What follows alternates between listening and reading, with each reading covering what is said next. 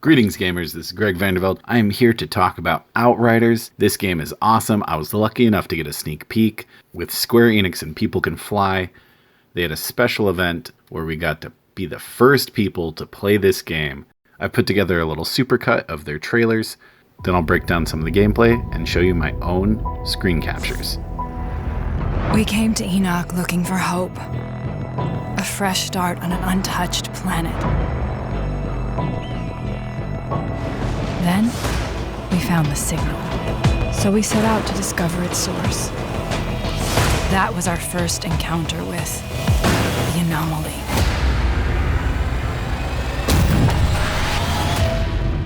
When the storm struck, the Outriders were forced back into cryosleep.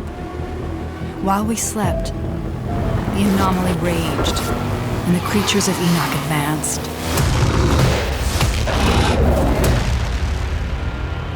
30 years later, when we finally woke, the world had changed.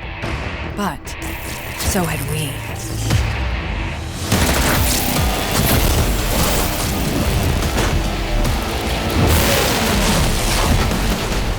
Those of us who survived exposure to the anomaly moved beyond our physical limits. We've become altered. As pyromancers, we manipulate explosive volcanic energy and devastating walls of flames. As tricksters, we manipulate the fabric of time and space to take out enemies by surprise. And as devastators, we shatter the earth around us, a brute force powered by the planet itself. For weapons and armor, and trade what little resources we have in order to give ourselves a fighting chance of survival. With our advanced technology rendered useless by the anomaly, a successful colonization wasn't possible.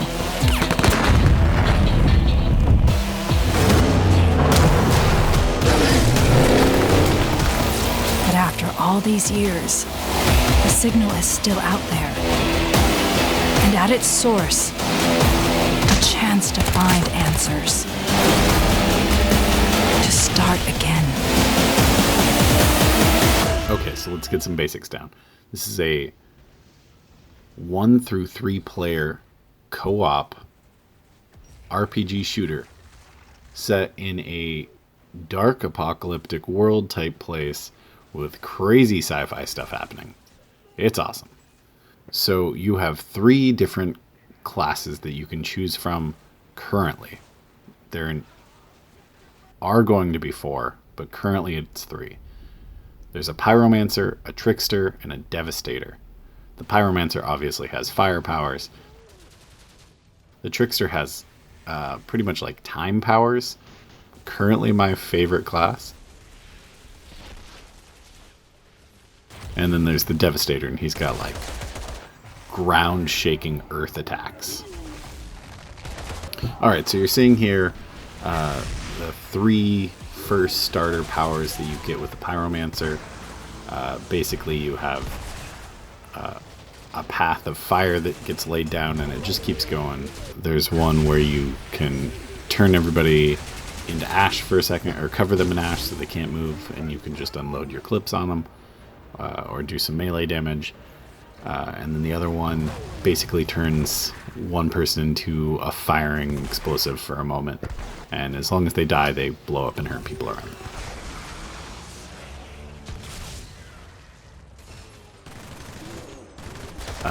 These are the first 3 skills you get with the Devastator.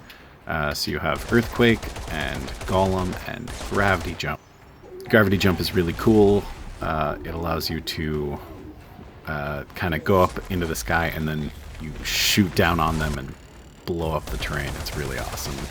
Golem, you're basically invincible for a small amount of time, and then Earthquake, you create a continuous chain of destroyed earth that damages people in its path.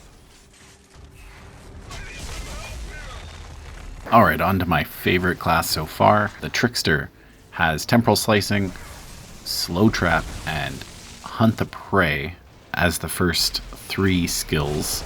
I was actually able to level this character up pretty high, so I ended up getting a fourth skill. Essentially gives you extremely powerful bullets, which was amazing.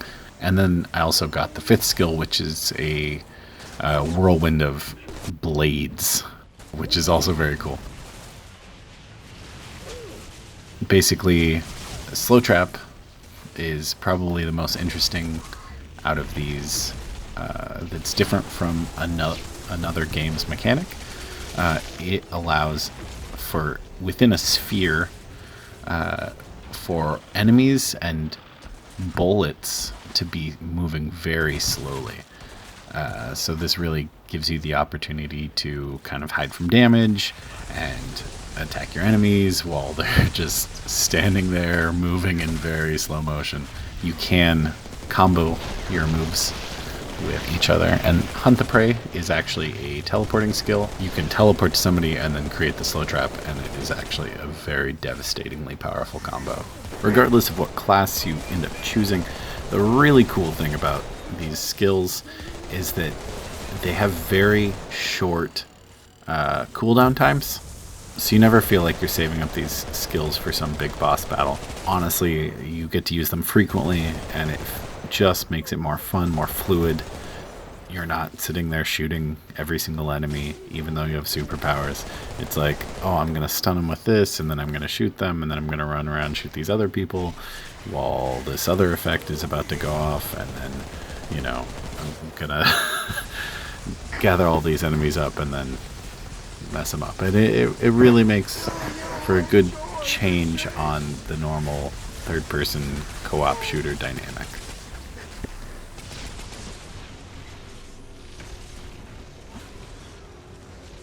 What you're seeing now is the final battle in the chunk of game that we got to play. So for now, this will be the wrap-up point. There's much more to talk about with this game, but I'll let this be an overview of the powers and classes that you can get at the beginning of the game that is currently available. Hopefully you've enjoyed this quick first look overview of Outriders from our special event. Goodbye, gamers.